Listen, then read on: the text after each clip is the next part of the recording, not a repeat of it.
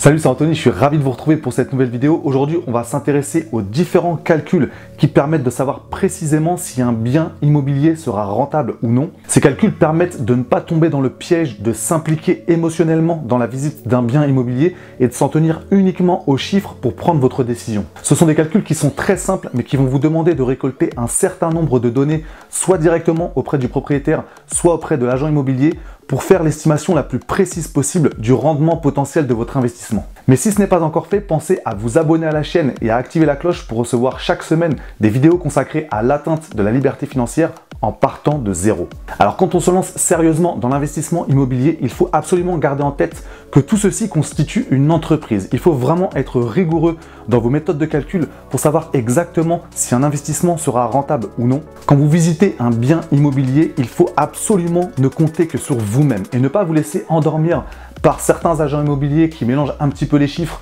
ou qui prennent que les chiffres les plus flatteurs et qui fonctionnent parfois sur des discours tels que c'est bien, si votre loyer couvre votre mensualité, c'est cool, vous êtes à l'autofinancement. On va voir dans cette vidéo que la réalité est tout autre. Alors le premier calcul que vous pouvez faire, qui est un calcul grossier mais qui sert de point de départ pour savoir si un investissement peut être potentiellement rentable ou non, c'est la rentabilité brute. Donc pour calculer cette rentabilité, vous aurez besoin des différents éléments suivants, c'est-à-dire le prix d'achat, les frais de notaire, les éventuels travaux et les loyers estimés. Ensuite, vous faites le calcul suivant. Vous prenez vos loyers multipliés par 12 pour avoir le loyer annuel et vous le divisez par le coût d'acquisition en prenant garde de bien prendre en compte les frais de notaire et les éventuels travaux qu'on a tendance à oublier régulièrement quand on fait ce type de calcul et vous multipliez le tout par 100. Si on prend par exemple un appartement que vous pensez pouvoir acheter à 80 000 euros, donc on va partir sur environ 7 000 euros de frais de notaire, on va attribuer un budget travaux de 13 000 euros, donc on arrive sur une enveloppe globale pour le coût d'acquisition de 100 000 euros. De l'autre côté, on va partir sur un loyer estimé de 550 euros par mois, donc x12 pour avoir le loyer annuel, donc 6 600 euros, qu'on va diviser par le coût d'acquisition, c'est-à-dire 100 000 euros, et on va multiplier le tout par 100. On arrive ici à une rentabilité brute de 6,6%. Alors comme je disais, c'est un calcul qui est grossier, qui est peu parlant, parce qu'on ne prend pas du tout en compte les différentes charges que vous allez supporter en achetant cet appartement, donc c'est vraiment juste un calcul de base, mais on verra par la suite que ce n'est pas suffisant pour savoir si un investissement sera rentable ou non. Et en plus, assez régulièrement, c'est vraiment un argument commercial pour certains agents immobiliers qui nous parlent que de rentabilité brute en nous disant par exemple, vous verrez avec cet appartement, vous pouvez avoir une rentabilité de 5, 6 ou 7%, mais vraiment ils se concentrent uniquement sur cette rentabilité brute. On verra par la suite que ce n'est pas du tout suffisant pour savoir si c'est un investissement qui sera rentable ou non. On va donc poursuivre nos calculs et partir sur ce qu'on appelle la rentabilité nette. Donc là, c'est le même type de calcul, sauf que on va déduire des loyers toutes les charges que vous allez supporter avec ce bien immobilier sur lequel vous allez investir.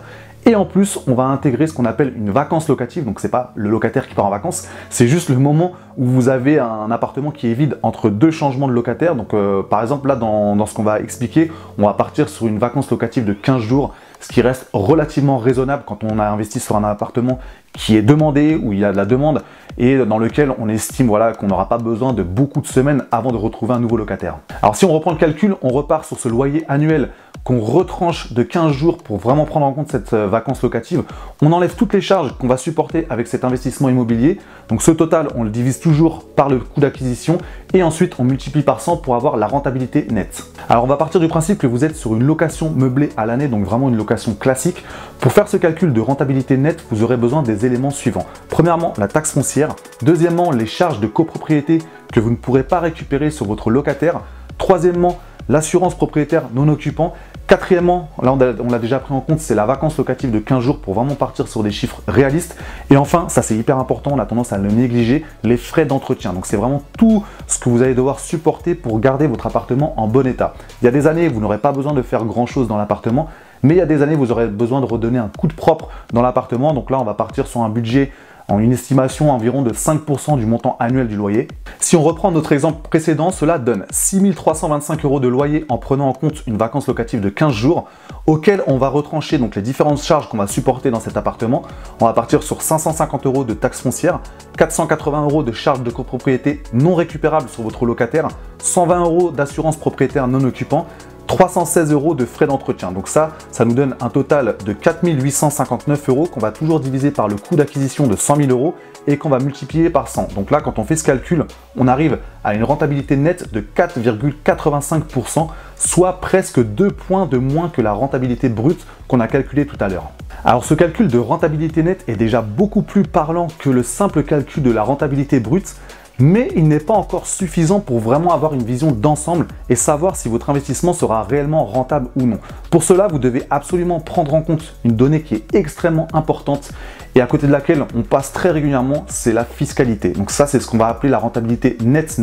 Donc on va reprendre le calcul d'avant, mais en plus, on va mettre dedans l'impact de la fiscalité. Donc c'est vraiment ce que je vous conseille de faire, d'aller jusqu'à ce calcul de rentabilité nette pour vraiment, encore une fois, avoir une vision d'ensemble du bien que vous êtes en train de visiter pour savoir si réellement il sera rentable ou non.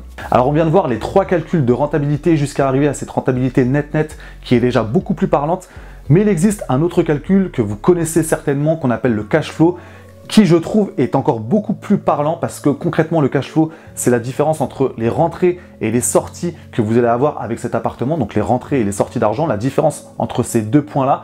Et vraiment, ça vous donne un chiffre qui est hyper précis. Et là, on parle en euros chaque mois. Donc, soit vous allez avoir un cash flow qui est négatif. Donc là, vous allez sortir de l'argent de votre poche chaque mois. Soit vous allez avoir un cash flow qui est nul. C'est-à-dire que vous êtes à l'autofinancement. Vous ne sortez pas d'argent, mais vous n'en gagnez pas. Soit vous allez être à un cash flow positif. Et là, chaque mois, vous gagnez de l'argent avec votre investissement immobilier. Alors, on va reprendre notre exemple. Donc là, on va partir sur des entrées de 527 € par mois. Donc ça, c'est en prenant en compte 15 jours de vacances locatives. Ensuite, au niveau des sorties, la mensualité, donc 430 € par mois si on investit sur 25 ans en empruntant 100 000 €. Donc on arrive à peu près à une mensualité de 430 € au taux actuel. Ensuite, taxe foncière, on part sur 45 € par mois. Charge de copropriété non récupérable sur le locataire, on part sur 40 € par mois. Les frais d'entretien, 26 € par mois.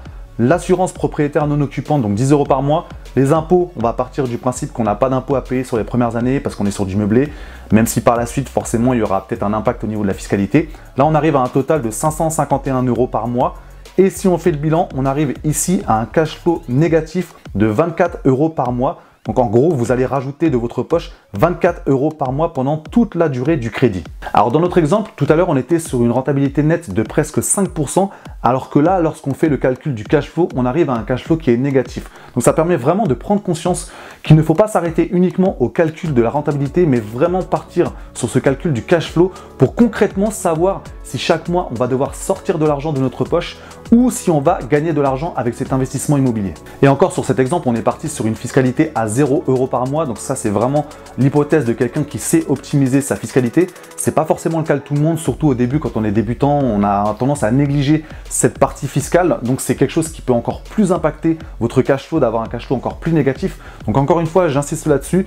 Le calcul de la rentabilité, c'est très bien, mais il ne faut pas s'en contenter. Il faut également faire ce calcul de cash flow pour avoir des chiffres qui sont vraiment concrets. Et c'est également un élément qui est extrêmement important vis-à-vis de votre banquier pour tout de suite lui montrer que vous êtes capable de gagner de l'argent en investissant dans l'immobilier, ce qui vous donnera beaucoup plus de chances de pouvoir enchaîner les investissements immobiliers par la suite. Alors avant de terminer cette vidéo, une petite anecdote par rapport à cette notion de cash flow. Il y a quelques années, j'étais en train de visiter un appartement avec un agent immobilier, donc c'était un studio. Et je commence à faire mes petits calculs. À un moment donné, je lui parle de la notion de cash flow. Et à ce moment-là, il me dit, je vous arrête tout de suite. Le cash flow, ça n'existe pas en ce moment dans l'immobilier. C'est pas possible de tout de suite gagner de l'argent. Déjà, estimez-vous heureux si vous arrivez à l'autofinancement. Donc, dans sa tête, l'autofinancement, c'était loyer égale mensualité. Donc, on est encore loin du compte.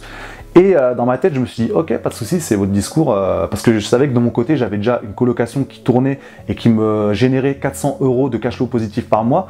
Donc voilà, je savais qu'il y avait une contradiction entre ce qu'il disait et la réalité, mais je voulais pas rentrer dans un débat stérile. Mais voilà, c'est vraiment pour vous montrer à un moment donné qu'il faut rester hermétique au discours que vous entendez. Il est tout à fait possible de générer du cash flow encore aujourd'hui.